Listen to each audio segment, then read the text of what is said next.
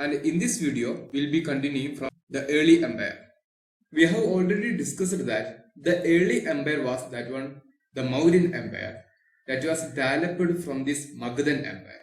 And this Mauryan Empire that was blessed with many rulers such as Chandragupta Maurya, Bindusara, and later comes the most important ruler among the ancient India, that was the King Ashoka. The king Chandragupta Maurya, he was the founder of this empire, and he founded this empire with the support of his prime minister Kaudilya, or also called as Vishnugupta, or also called as Chanakya. And later this Mauryan empire that extended in most part of the India, covering the northwest region till Afghanistan and Balochistan, and south till Karnataka. And the third king Ashoka, he conquered the region called as Kalinga, and that is situated in Orissa. After this conquest of Kalinga, it is said that, or it is believed that Ashoka, he was converted into Buddhism. So this is just an introduction about this early empire, that is the Mauryan Empire. Now we are going to understand some important sources regarding this Mauryan Empire. For that, historians have different varieties of sources for the construction of the history of this Mauryan Empire. And most importantly, we can see some important archaeological sources and literary sources. In archaeological sources, we can see some important inscriptions, especially of King Ashoka. So most of the Ashokan inscriptions, they were written in Prakrit language, and some were in Aramic and Greek language. And most of the Prakrit inscriptions that were written in Brahmi script, and in some regions, especially in the northwest regions, that they were written in Kharosthi script. And both the Aramic and Greek scripts that were used in Afghanistan region. So what we can see in northwestern region, we can see the Aramic and Greek script. Another important source is that literary sources, especially some foreign and indigenous sources.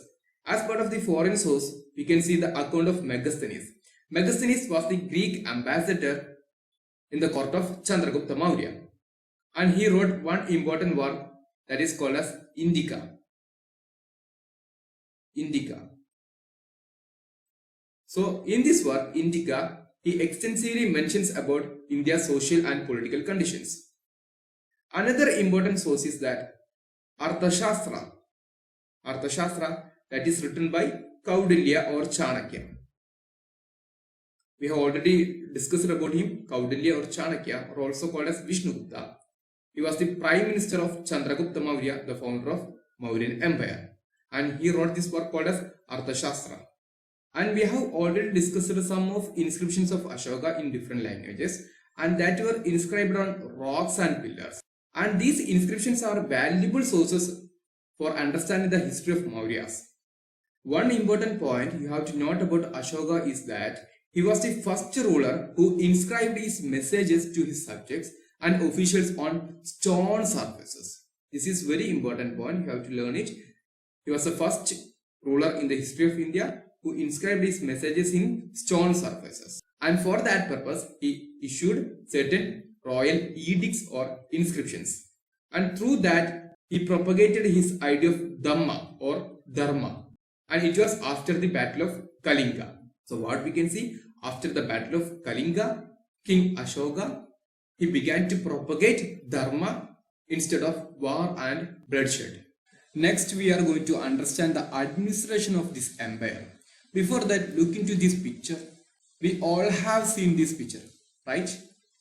This one is our national emblem, that is the lion capital of King Ashoka itself. And regarding the administration of this empire, first of all, we have to understand that the Mauryan Empire was a vast one. It expanded in the northwestern region, including present-day Pakistan, some parts of Afghanistan, most of the parts of India except the extreme south, covering the regions of Andhra Pradesh, Karnataka, Orissa, Uttarakhand, etc. and etc.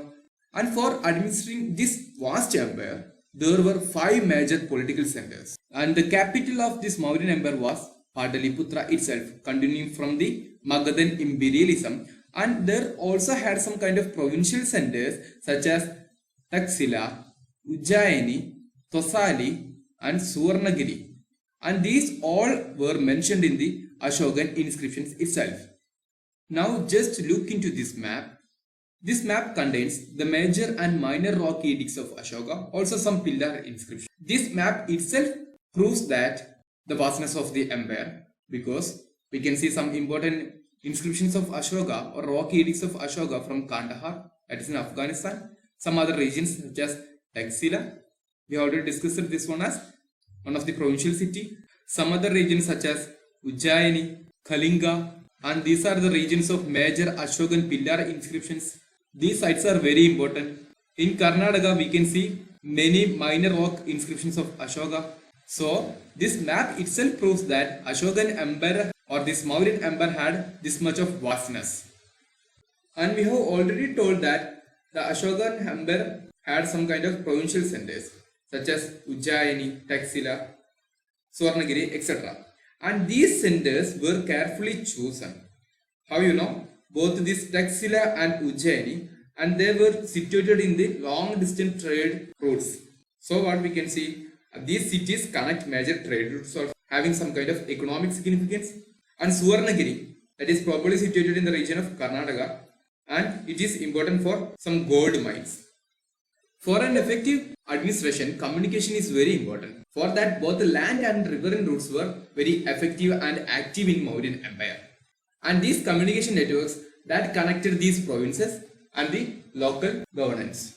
Also, we can see one important reference regarding the army, that is the backbone of this empire. So regarding the army, there is an important reference by Megasthenes in his Indica. And Megasthenes in his Indica mentions about a committee with 6 subcommittees for coordinating the military activity. So what we can see, there was one important committee regarding the maintenance and coordinating the military activity that we can understand from the Indica of Megasthenes. And another important tool for maintaining this vast empire was Ashoka's policy of Dharma or Ashoka's policy of Dharma. We have already mentioned about this Dharma. After the battle of Kalinga, it is believed that Ashoka was converted into Buddhism. After that, he adopts a policy called as the Dharma policy or Dhamma policy.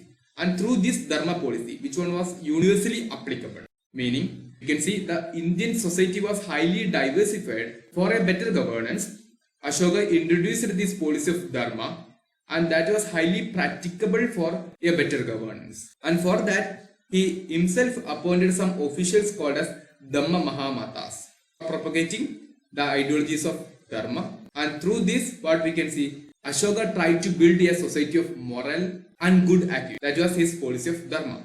And this is all about the core parts of the Mauryan Empire.